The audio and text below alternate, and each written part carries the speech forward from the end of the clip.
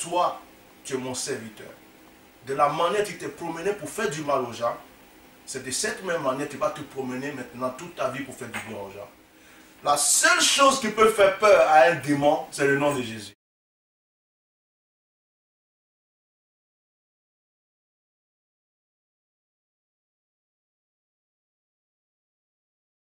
Jésus a dit, vous chasserez les démons à mon nom.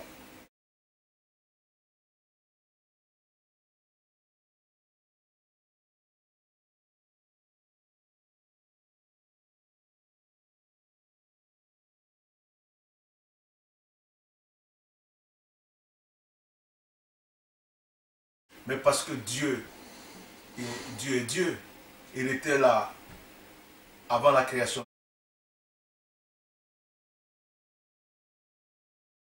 Donc, les démons là, les mauvais esprits, sous l'ordre de Satan, ils ont chacun leur rôle. Il y a des esprits qui sont spécialement là pour rendre malade. Il y a d'autres qui vont voir, écoutez, mais c'est des démons, c'est des esprits qui possèdent ces enfants. Si les parents savaient, il n'y a aucun médicament qui peut les soigner. Aucun traitement qui peut les soigner.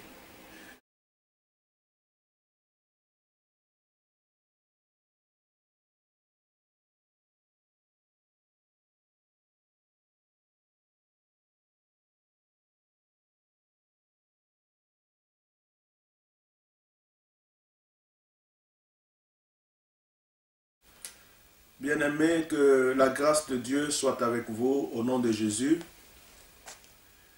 La Bible nous a dit, en toutes choses, nous devons louer Dieu. Nous devons bénir son Saint-Nom et le louer. Nous avons perdu notre nouveau-né hier, mais j'avais déjà rendez-vous pour une interview avec des jeunes lycéens qui doivent passer le bac.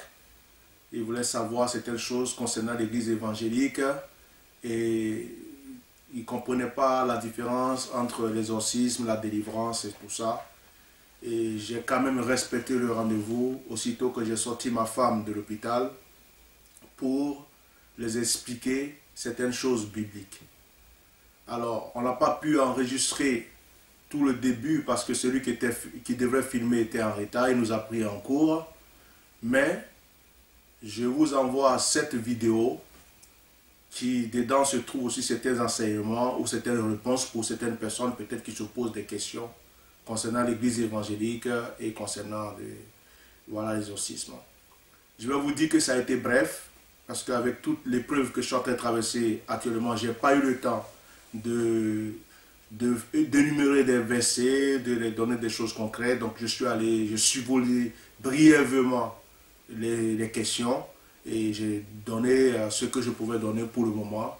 Et bonne écoute et visionnez cette vidéo et sachez que quelles que soient nos épreuves, quelles que soient nos difficultés, nous ne devons pas arrêter de faire l'œuvre de Dieu car notre foi doit rester être attachée en Dieu. Et je voulais profiter aussi pour remercier tous ceux qui nous soutiennent dans la prière, qui nous encouragent. Que la grâce de Dieu soit vraiment sur votre vie. Et merci de nous aider pendant ces épreuves. Et priez beaucoup pour mon épouse et pour mes enfants, car c'est les plus éprouvés. Merci beaucoup. Et donc, Martin Luther a compris que ce n'était pas biblique, qu'ils étaient en train d'enseigner n'importe quoi aux gens. Donc, du coup, il a commencé à en parler au pape, il a commencé à en parler à toutes ces personnes. Et on lui a dit, mais toi, tu es un protestant. Tu es un protestant, tu protestes contre les choses qui sont déjà trucs, tu es un protestant, donc du coup est née l'église protestante, et parce qu'il y a un nombre de prêtres et de chrétiens qui l'ont suivi dans cette vérité, ça donc est née l'église protestante.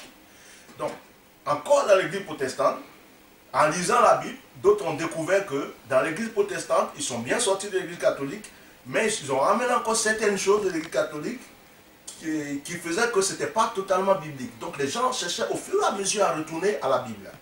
Alors ce qui s'est passé, c'est que dans l'église protestante, ils ont vu que voilà, il y a des gens qui priaient encore, qui parlaient de pénitence et ceci, les gens ne lisaient pas trop la Bible et surtout que les gens ne manifestaient pas trop la puissance de Dieu.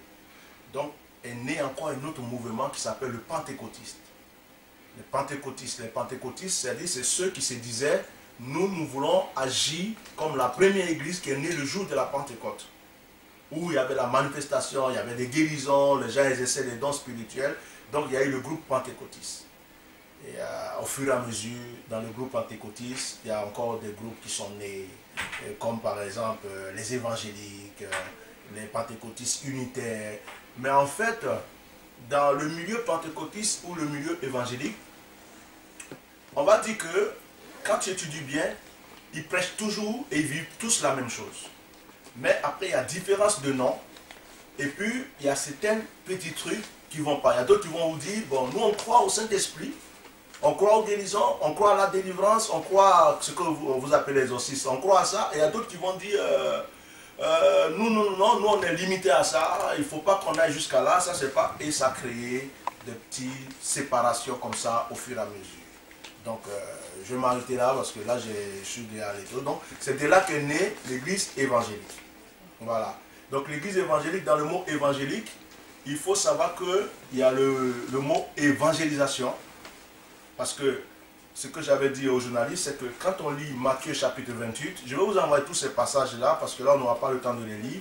Matthieu chapitre 28, Jésus a laissé des consignes à sa résurrection avant de partir de monter au ciel. Il a dit, allez par tout le monde et annoncer la bonne nouvelle. Et il a dit, celui qui croira et qui sera baptisé sera sauvé. Et celui qui ne croira pas ne sera pas sauvé. Donc Jésus a laissé les consignes. Donc le but de chaque chrétien, c'est d'aller vers d'autres personnes pour annoncer la bonne nouvelle. Si moi j'ai reçu une nouvelle qui me plaît, par exemple j'ai ramassé de l'or quelque part, et que je sais que vraiment c'est bien pour toi, je viens, je t'explique, écoute, dans tel endroit, va-t'en, tu vas ramasser aussi de l'or. Donc c'est un peu apporter une bonne nouvelle. Et donc, voilà, c'est comme ça que l'église évangélique, pour chaque chrétien, par exemple, si madame, toi, Stéphane, ou n'importe qui accepte Jésus, il n'a pas besoin d'être pasteur, il n'a pas besoin d'être prêtre, il n'a pas besoin d'être monseigneur ou évêque ou quoi, pour aller annoncer à quelqu'un qu'il a reçu une bonne nouvelle. Donc, en fait, c'est l'ordre que Jésus a laissé à tous les chrétiens. Voilà. Donc, oui. Et comment vous êtes dirigé vers cette voie spirituelle? Ah, bon, c'est ce que j'avais expliqué au monsieur, il a mis là, que je suis un ancien louba et tout ça. En fait, moi, la voie chrétienne, je vais vous dire, c'est une longue histoire. Je ne croyais jamais dans ma vie que j'allais m'asseoir un jour avec une Bible parler de Dieu. Ah oui, parce que j'étais un enfant, un jeune comme tout le monde. J'ai vécu ma vie. Moi, j'ai fumé du shit. Je me suis bagarré plusieurs fois dans la rue. J'ai eu des... Et je me moquais même quand je voyais des chrétiens avec des grosses Bibles. Je disais, mais qu'est-ce qu'ils ont à faire avec ça? Je me moquais. Mais ce qui s'est passé, c'est que, en plus, j'étais enfant de cœur, dans une église catholique, d'une famille catholique. Mon grand-père était le chef de l'église catholique de ma ville natale, là où se trouve la basilique en Côte d'Ivoire, en ce moment, à Yamoussoukro. Et j'étais enfant de cœur, j'étais baptisé, j'étais confirmé, tout ce que vous voulez. Mais j'avais une vie, je vais dire, de débauche. Alors moi, disons, je ne pouvais pas avoir une seule copine. Je les échangeais comme des chemises. C'est-à-dire j'étais un bordélique, mais dans la tête. Je me bagarrais, mais pour rien, tu me régales, ça ne me plaît pas. Je dis, qu'est-ce qu'il y a, j'arrive, et puis bon, j'enchaîne. Et j'ai fumé du shit. J'ai fait toutes ces choses. Et un jour, j'avais fait une connerie, c'est-à-dire que j'ai voulu forcer, monter dans un bus pour aller dans une autre ville, à côté voir un pote. Et puis le chauffeur ne voulait pas parce que j'étais très bourré, il m'a demandé mon titre de transport. J'en avais pas et j'insistais pour monter. Et donc c'est devenu une sorte d'embrouille et j'étais énervé quand j'ai tapé sur la vitre et puis par malheur pour moi la vitre s'est cassée. Alors on m'a poursuivi, on m'a attrapé et on m'a fait asseoir dans le bus et on m'a ramené là où je voulais aller au départ, on ne voulait pas me prendre, on m'a ramené jusqu'à là, à la gendarmerie. Et j'ai été déféré après, tout ça, bon le propriétaire du bus n'avait pas apporté plainte. Mais j'ai été déféré et j'ai connu la prison. J'ai fait 1 mois en prison. C'est là pour ma première fois que j'avais connu la prison. Et quand je suis sorti de prison, que je suis revenu chez moi à la maison, je partais chez mes grands-parents. D'ailleurs, je suis en train d'écrire mon livre bientôt. J'espère que je vais avoir quelqu'un pour méditer ça, pour raconter toute ma vie, mon histoire. Et je suis allé chez mes grands-parents. Il y avait un pasteur qui était dans cette cour. Et ce pasteur, dès qu'il m'a vu, il a une certaine compassion. Pourtant, personne ne m'aimait en ce moment. J'avais les oreilles percées, j'avais des guines déchirées en bad boy, je me rasais ici, je me rasais là, j'avais une tête. Quand je marchais dans la rue, je prenais toute la rue, je marchais comme ça, je me croyais le plus fort, le plus caïd. Je me promenais avec des couteaux dans la poche, tout ce que tu veux. Et le pasteur a eu le courage de s'approcher de moi. Et il s'est approché, il m'a parlé de Jésus, je l'ai regardé, j'ai dit, mais je suis déjà chrétien, je suis baptisé, je suis confirmé, tout ce que tu racontes, je le fais déjà. Il dit, non, c'est pas ça. Il m'a poursuivi avec cette parole. Et un jour, il va arriver un malheur dans ma vie. Je me croyais très fort, et ce jour-là, on était allé à une petite soirée, et j'avais trop bu, et j'ai eu affaire à quelqu'un qui a profité de ce que j'étais ivre, et qui m'a tabassé avec une barre de fer. Donc, il m'a couché dans la rue comme si j'étais mort. Et mes parents, puisque comme j'étais connu dans la ville, ils ont appelé mes parents et mes parents sont venus me chercher. Ma mère pleurait et tout. Ils sont allés, ils m'ont ramené à la maison, ils m'ont soigné. Je me suis retrouvé et j'avais à cœur d'aller me venger, chercher la personne, c'est qui. Et ma mère a trouvé la stratégie de me baratiner dans ma chambre et elle a fermé la porte. Et quand elle a fermé la porte, je me suis endormi parce que j'étais encore ivre. Et le lendemain, je vais sortir, la porte est fermée. Alors que ma mère était allée voir mon oncle qui était prêtre.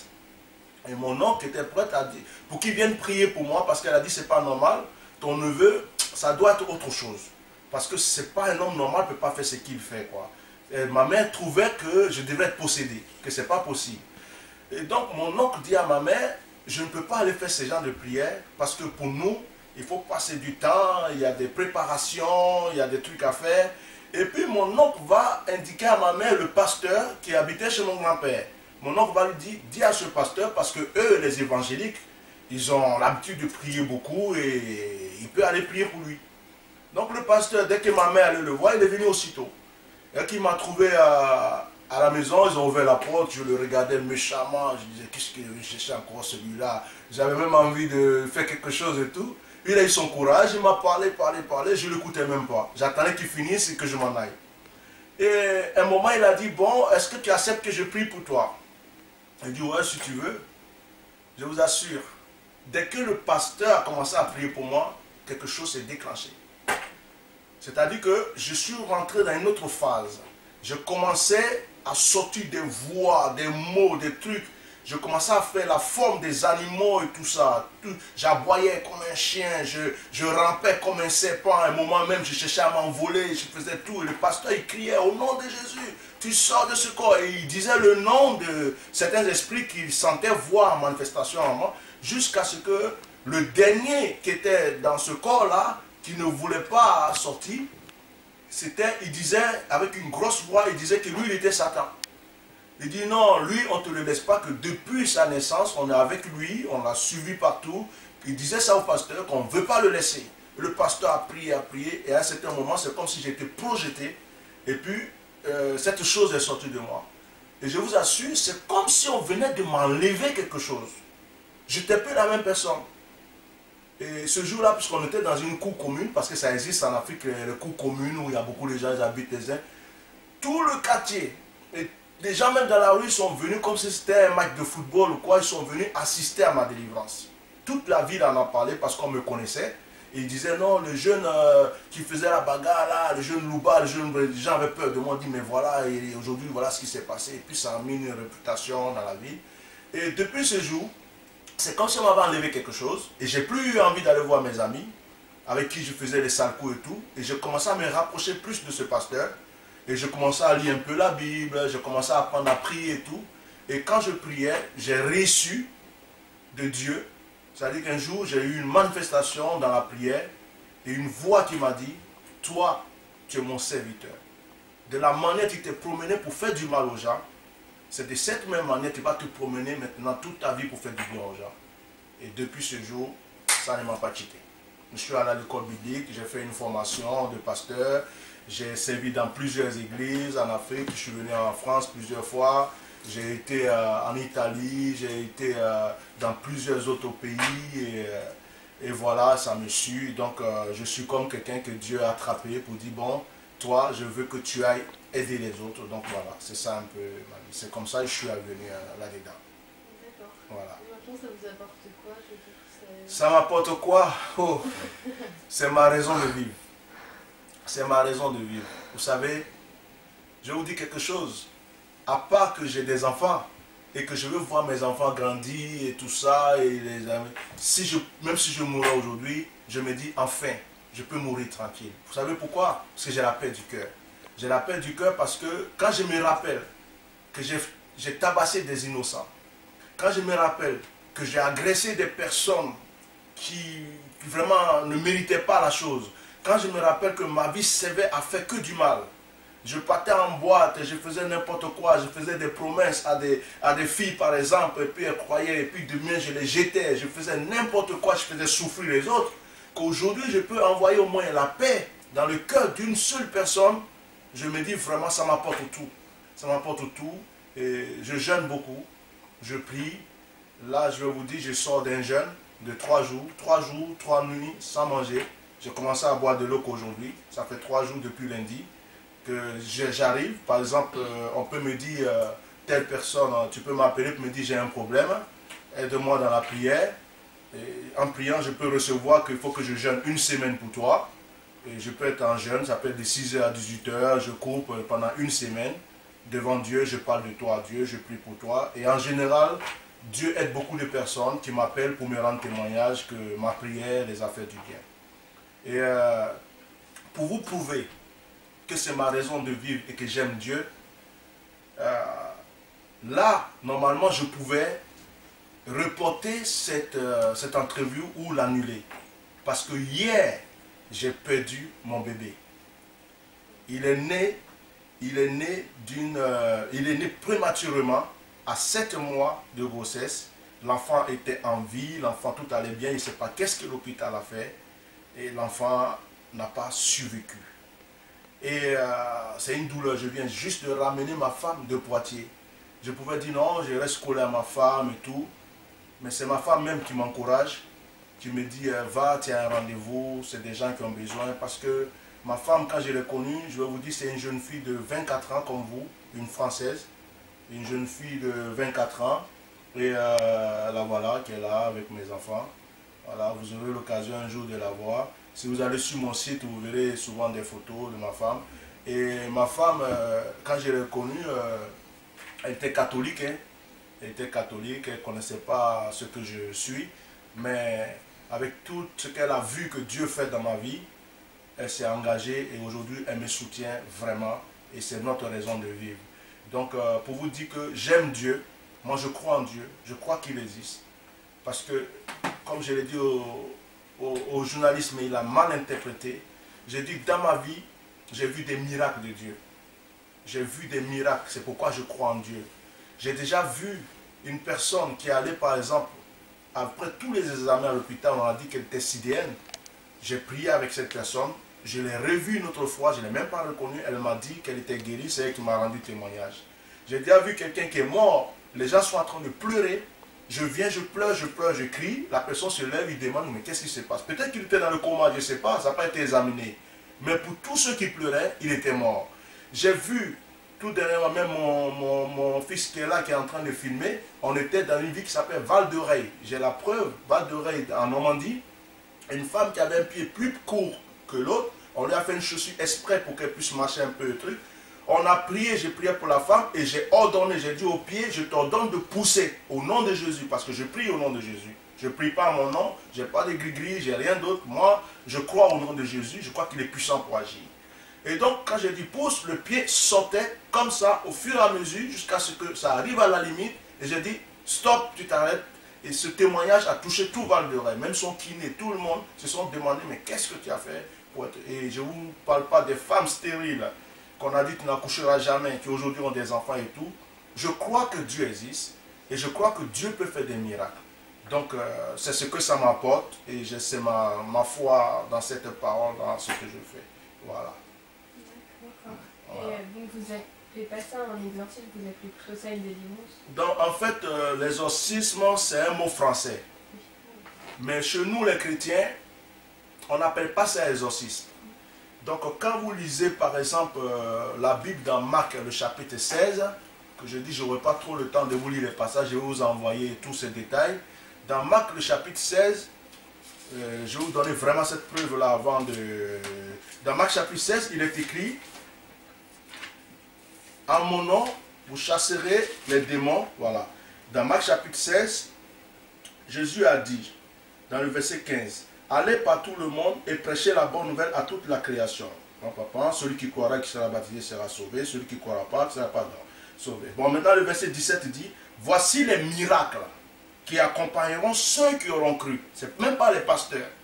Ça veut dire que elle, toi, lui qui est là-bas, n'importe qui accepte Jésus, voici les miracles qui l'accompagnent. C'est-à-dire que ce n'est même pas histoire de je suis pasteur, je suis exorciste. Non. Quelqu'un qui accepte vraiment Jésus dans sa vie, qui accepte la parole de Dieu, est capable de ça.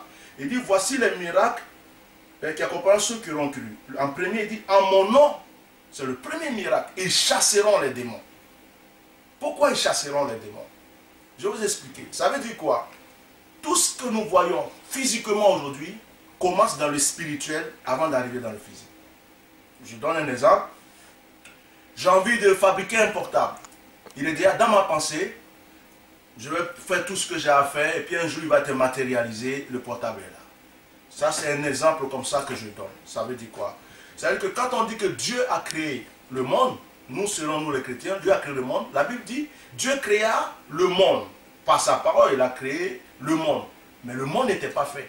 Il a fallu qu'il forme la terre, il forme le ciel, après qu'il crée l'homme. Mais Dieu créa le monde, Dieu créa les hommes par sa parole. C'était déjà spirituel. Donc, l'homme lui-même, ce n'est pas la peau qui est là. Moi, j'ai un bébé qui vient de mourir. Son corps est encore à l'hôpital. Mais dans ce corps ne se trouve plus l'âme de mon bébé. C'est juste un corps qu'on appelle la dépouille mortelle. C'est comme une enveloppe. Donc, ce qui veut dire que dans l'homme lui-même se trouve l'esprit. L'homme a un esprit, c'est ça, sa pensée, sa conscience et tout ça. Et il y a l'âme de l'homme. Quand l'âme de l'homme sort de l'homme, on dit c'est une dépouille mortelle, il ne vit plus. Et donc après ça, il y a le corps qui est celui-là qui accepte d'emballer toutes ces choses. Alors, il y a aussi ce qu'on appelle les mauvais esprits. Je vous ai donné mon témoignage en disant que j'ai été tout ça. Il y a les mauvais esprits. Alors les mauvais esprits, ils peuvent aller dans n'importe quoi. Les mauvais esprits, c'est les anges déchus, parce que la Bible nous parle de la chute de Satan. Satan était un ange de lumière, il s'est rebellé contre Dieu, Dieu l'a précipité avec d'autres anges. Donc, les démons là, les mauvais esprits, sous l'ordre de Satan, ils ont chacun leur rôle. Il y a des esprits qui sont spécialement là pour rendre malade.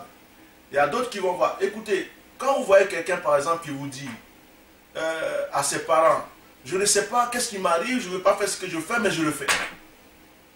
Moi j'ai déjà vu des enfants pleurer. Ah vraiment papa, maman, pardon, je ne sais pas comment je vais faire, j'arrive pas. Ils cherchent la solution et tout.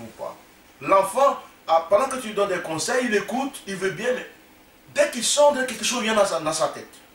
Comment vous pouvez accepter qu'une personne normale, une jeune fille ou bien un jeune homme, quelqu'un normal, peut se lever de lui-même pour dire je vais me suicider parce que j'en ai marre? C'est pas normal. C'est pas normal. Il y a des esprits de mort, des esprits de suicide. Il y a des esprits. Le monde est rempli d'esprits. Même quand on passe là, des fois vous pouvez même passer devant les esprits sans savoir. Alors ces esprits-là, ils font quoi? Ils aiment posséder l'homme. Ils peuvent posséder des animaux. Ils peuvent même, un esprit, il cherche toujours un espace pour habiter. Il peut rentrer dans une maison, il peut faire tout ce qu'il faut. Alors Jésus nous a donné l'ordre de les chasser. Donc nous, on les chasse au nom de Jésus. Mais l'exorcisme, c'est quoi? C'est que dans le monde, il y a beaucoup de personnes aussi qui cherchent à chasser les esprits. Dans presque toutes les religions, même dans l'islam, le catholicisme, chez les bouddhistes, chez n'importe qui, vous allez voir qu'ils ont un système à eux de vouloir chasser les mauvais esprits ou les mauvais sorts et pour appeler les sorts. Ils ont chacun leur système. Mais nous, les chrétiens, Jésus a dit, vous chasserez les démons à mon nom. Vous voyez? Et dans la Bible, on a vu que Jésus lui-même a chassé des démons. Et les démons, ce qui est grave, c'est que deux fois quelqu'un est malade, la médecine ne trouve pas la solution, ne trouve rien, parce que ce n'est même pas une maladie naturelle, c'est un esprit qui s'appelle par exemple esprit de cancer, qui est resté dans cette personne, et quand il chasse cet esprit, cette personne est guérie. C'est ça qui crée les miracles de guérison en fait. Il a un esprit. Bon, la médecine peut rien, on lui fait boire des médicaments, on lui fait boire des médicaments, ou bien esprit de folie. Mon fils Stéphane qui est en train de vous filmer là, il a que 26 ans maintenant à peu près. Je ne sais pas si j'ai 27 maintenant. 28. 28, ah bon. 28. Et Stéphane a déjà fait 10 fois l'hôpital psychiatrique. Quand je l'ai connu, c'était à Daxa. Dans un magasin, je suis allé acheter des chaussures, je l'ai vu, je me suis approché de lui. Parce que quand on me traite de voyant, je ne suis pas un voyant. La Bible dit, on appelle ça le don de parole de connaissance. Je peux ressentir des choses. Et donc, je me suis approché, j'ai dit, mais toi, vraiment, il va falloir que je prie pour toi, mais je sais que ça va aller, tu auras un avenir. Mais je ne connaissais même pas son passé, je ne le connaissais pas avant. Et il a pris mon contact, et puis un jour, il m'a appelé. En fait, il venait de sortir encore de l'hôpital psychiatrique. Donc, il a voulu savoir certaines choses, jusqu'à ce que je l'aide et je prie pour lui. Mais si vous avez vu Stéphane avant, il a ses photos d'avant, si vous avez vu, ce n'est pas la même personne qui est assis là. Il était gros, bien gros. Il était le mec qui prenait les cachets, mais tout le temps, puis tout le temps. Il bavait. Dans la rue, tu le vois, tu changes de route. Et c'est lui là, le beau garçon, qui est là maintenant, blond aux yeux bleus. Voilà. Donc c'est la prière qui l'a rendu comme ça. Et donc nous, on chasse les démons. Mais on ne fait pas l'exorcisme. Parce que Jésus nous a donné un pouvoir. Et ce pouvoir, c'est quoi? C'est le nom de Jésus lui-même. Moi, j'ai quelqu'un qui est malade, ou quelqu'un qui est possédé, qui a des problèmes et tout, je viens, ou même une maison qui est hantée, où on dit, on ne peut pas dormir ici. Je viens, pas à mon pouvoir, pas à mon nom. Mais j'arrive et je dis, au nom de Jésus que moi je sers, sortez d'ici, vous les esprits qui fatiguez telle personne qui fait ceci. Et ils n'ont pas le choix que de partir parce qu'ils ont peur du nom de Jésus. La seule chose qui peut faire peur à un démon, c'est le nom de Jésus. Il y a des gens qui vont par exemple chez des exorcistes, ça existe. On dit prends une bougie, prends ceci, de l'eau, ceci, c'est n'importe quoi. C'est n'importe quoi, ça ne peut pas faire aller un démon. C'est comme si le démon il joue avec. Alors l'exorcisme aussi, on a tellement fait des films là-dessus, l'exorcisme. Il y a certaines choses qui sont réelles, mais il y a certaines choses qui sont rajoutées. C'est pas tout qui est... Et aujourd'hui, ça fait peur aux gens. Quand on parle d'exorcisme, on croit que c'est un monsieur qui dort avec des esprits, qui... ceci, cela. Moi, je suis naturel, hein. J'ai 4 enfants. Vous voyez, mon fils, c'est... Ma femme, j'ai une vie normale. Regardez, je ne suis pas venu en costume. Je suis comme vous me voyez dans la rue. Je ne sais même pas si je suis pasteur ou pas. Et là, bon, je suis un peu chaud, je ne me suis pas encore coiffé. Donc là, c'est... Mais à part ça, je suis normal. Mais quand la puissance de Dieu vient en moi pour m'utiliser, Dieu fait ce qu'il a prévu. Et il m'a donné l'autorité au nom de Jésus et c'est ce que je fais. Voilà. Donc, je ne sais pas si je réponds bien à vos questions. Mais voilà. Donc, l'exorcisme, c'est un mot français. Mais chez les chrétiens, on appelle ça la délivrance. C'est délivrer quelqu'un. Pour vous, c'est la même chose que ça reste... Ça ne peut pas être la même chose. Ça peut pas, c'est-à-dire que si dans le sens où on nous dit exorcisme, nous chrétiens, mais qu'on reste dans notre sens en sachant que nous, on chasse les démons que au nom de Jésus, ça peut, je peux dire c'est la même chose. Mais à partir du moment où on va nous considérer comme certaines personnes qui prennent une croix, des bougies, des encens, des trucs comme ça, ça sort du cadre chrétien. Ce n'est plus chrétien. Ça devient autre chose. Dans la Bible, dans l'Ancien Testament, il y a un roi qui s'appelait Saül. Et la Bible dit qu'il était possédé de mauvais esprits. Et il y avait un autre roi qui s'appelait David, le jeune qui allait être roi plus tard. David avait l'esprit de Dieu en lui. Et quand Saül était tourmenté par les démons, David venait et il jouait à la harpe. Il jouait de la musique. Et la Bible dit que la musique qu'il jouait calmait les esprits. Vous voyez un peu les esprits? La musique les calmait. Il y a des esprits qui aiment la musique. Il y a des esprits, mais je vous assure, il y a des esprits qui vont dire, oui, j'ai un examen, par exemple, j'attends, j'ai le bac à passer, je ne sors pas ce week-end. Mais cet esprit aime tellement la musique qu'il va te dire, oh, lève-toi, on va bouger. Comme si tu ne pouvais pas mettre, par exemple, un CD chez toi, danser un peu. Allez, on va en boîte, mais rien que pour te faire dépenser, pour rencontrer des gens qui ne vont pas tout à fait forcément sympas avec toi, pour peut-être te créer des problèmes, mais juste parce que cet esprit a envie d'aller danser. Juste parce qu'il a envie d'aller danser.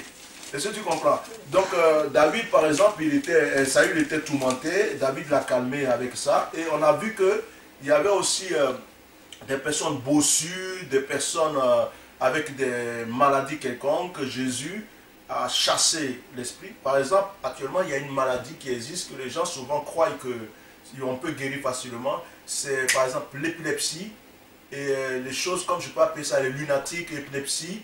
Et puis les enfants qui piquent les crises, j'ai vu ça à la télé là. J'ai dit si les parents savaient, ils allaient chercher d'autres solutions. Et ben, les enfants qui sont là, et puis un coup, piquent les crises, ils tapent. C'est le nom que j'ai oublié là. Ils ont un nom. Hein? Il y a Gilles de la Tourette. Je ne sais pas si c'est forcément ça. Ça dit qu'ils tapent tout, ils cassent tout. Hyperactif. Hein? Hyperactif. Hyperactif et tout ça. Mais c'est des démons. C'est des esprits qui possèdent ces enfants. Si les parents savaient, il n'y a aucun médicament qui peut les soigner. Aucun traitement qui peut les soigner.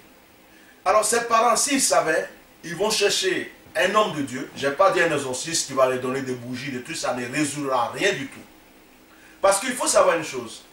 Les démons, on peut les calmer, on peut leur donner ce qu'ils veulent et puis ils s'adoucissent, donc comme David qui donnait la musique et puis David, et on peut les chasser. Alors, soit on les chasse, ou soit on les laisse habiter dans la personne et puis on les calme comme des gens dangereux qui sont là, on leur donne la nourriture qu'ils veulent. Donc, ces enfants, par exemple, tu vas voir qu'on va prier pour lui, on va dire à l'esprit qui l'anime, va-t'en, sors de cet enfant au nom de Jésus, et l'enfant va être libre comme toute personne. Voilà. Je parle beaucoup, hein. Oui, moi, si c'est 10 heures, 1 heure, pouf. Oui, ça répond aux questions. Ça répond à toutes vos questions? Ok. Mais comment expliquez-vous qu'on puisse encore croire à ça aujourd'hui? Ah, comment on puisse croire en ça encore en 2014? Mais parce que Dieu est Dieu. Il était là avant la création du monde, même si on nous a fait comprendre à l'hôpital que... à l'école que... On nous a fait comprendre à l'école que, en fait, le monde, c'est un système, après l'homme était des singes et tout. Moi, croyant, je sais que je n'ai jamais été un singe, j'ai aucun ancêtre qui a été un singe. Moi, c'est Dieu qui m'a créé. Je suis sorti d'un ventre d'une femme. Je refuse qu'on dise que je suis singe et je n'accepterai jamais. À l'école, je suis obligé de répondre oui, oui, oui pour avoir mes diplômes et puis ça s'arrête là. Mais jamais je vais être dit que j'ai été un singe. Donc, voilà ce qui se passe, c'est que Dieu, la Bible dit, il est alpha, il est oméga. Chez Dieu, le temps n'est pas compté comme nous. Dieu existe. Si vous lisez la Bible, vous allez voir que l'Apocalypse, même toutes ces choses que nous sommes en train de vivre aujourd'hui, les guerres, les parents, les enfants qui ne respectent pas les parents, parce que c'est dit que dans les derniers temps, moi j'ai 42 ans, et je me rappelle que nous, quand on a commencé à... Dans notre temps, c'était pas comme ça. Un enfant, il respectait. Moi, aujourd'hui, j'ai mon fils de 4 ans, s'il a envie de me dire pourquoi, et pourquoi, non, tu n'as pas le droit, il me dit ça. Alors qu'à notre temps, papa a dit ça, oui, papa, j'ai compris, et puis c'est fini, quoi. Donc, tout a changé. Tout a changé, et c'est écrit dans la Bible que dans les derniers temps, il aura ces choses, des cris de guerre. On va entendre qu'il y a eu un tremblement de terre par là, on va entendre qu'il y a des tribulations. Regardez, même la nature, tout change. On ne reconnaît pas l'hiver, on ne reconnaît plus l'automne, on ne reconnaît même plus l'été, tout se mélange. Et on parle de pollution, d'accord, mais c'est des choses qui ont été prédites dans la Bible. Et la Bible parle de l'Apocalypse. C'est pourquoi des fois il y a des gens qui disent, oui, ça va être en 2014, ça va être en 2000. C'est faux. Personne ne saura le jour et l'heure. Personne. Alors ceux qui vont faire des provisions et tout ça, ils perdent leur temps. Parce que si ça doit arriver, ça arrivera et puis nul ne peut se cacher ce jour. Voilà. Donc, ce qui fait que nous vivons dans le temps de Dieu. Tant qu'on est vivant, tant que le monde n'est pas fini, tant que l'Apocalypse n'a pas été accompli, que Satan, la Bible dit que Satan sera vu. Quand on parle de Satan, les gens ne croient pas. Il sera vu, il sera lié. Tout le monde le verra de ses yeux. Tant qu'il n'a pas été lié, jeté dans les temps de feu. Et que ceux qui ont cru en Dieu pour croire les paradis, qui ont été au paradis et ceux qui doivent la faire, bon, ça c'est d'autres sujets.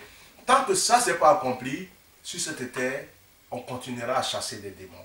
Et on continuera à prier pour les malades. On continuera à vivre des douleurs, des petits moments de joie, des petits moments de tristesse. Ces choses ne s'arrêteront pas. Et donc, tant qu'on vit, quelle que soit l'année, quel que soit le temps, les démons existent toujours. Et il faut les chasser. Voilà. D'accord. Donc ça veut dire qu'il y a Il peut y avoir un lien ou il peut ne pas avoir un lien. Ce n'est pas toutes les maladies qui sont possessives. Voilà. Et écoutez, je peux avoir une maladie qui a été provoquée par exemple, un virus, par exemple, par quelque chose de normal comme décrit la médecine. On n'a pas ça, c'est pas forcé que ce soit parce que la personne est possédée. Et puis, je peux être malade parce que, soit par exemple, quelqu'un qui a trop fumé peut avoir le cancer. Je peux être malade parce que j'ai provoqué ça par mon propre comportement. Ça, c'est pas un esprit. Mais ce que j'essaie de dire, c'est que la plupart du temps et souvent, il y a des maladies et des choses qui sont causées par des esprits. Et dans ce cas-là, la médecine ne peut rien faire. On est obligé de faire la délivrance de ces personnes. Voilà. De prier pour que le mal, cet esprit qui a envoyé ce mal, s'en aille et que la personne soit libre. Voilà. Mais on ne va pas dire que tous ceux qui sont malades sont possédés. Je vous termine avec un seul exemple. Je priais pour une dame. La femme, elle était handicapée. J'ai prié et je lui ai dit, c'était pendant un grand programme, j'ai même la vidéo, et je lui ai dit, madame, au nom de Jésus, lève-toi et danse avec moi. J'ai pris sa main et s'est levé. Et ça criait tout le monde, oh, alléluia, et tout ça. Bon. Et j'ai trouvé un autre cas où j'étais obligé de dire à l'esprit, j'ai dit, toi, esprit qui handicape ce corps, sors au nom de Jésus. Et quand l'esprit est sorti, il y a eu des manifestations et tout, la personne est devenue normale parce que c'est un esprit qui était handicapé, qui était dans son corps. Donc il fallait que cet esprit s'en aille. Donc voilà, c'est comme ça. Vraiment, je suis désolé, on n'a pas beaucoup de temps. Voilà, moi je suis ouvert.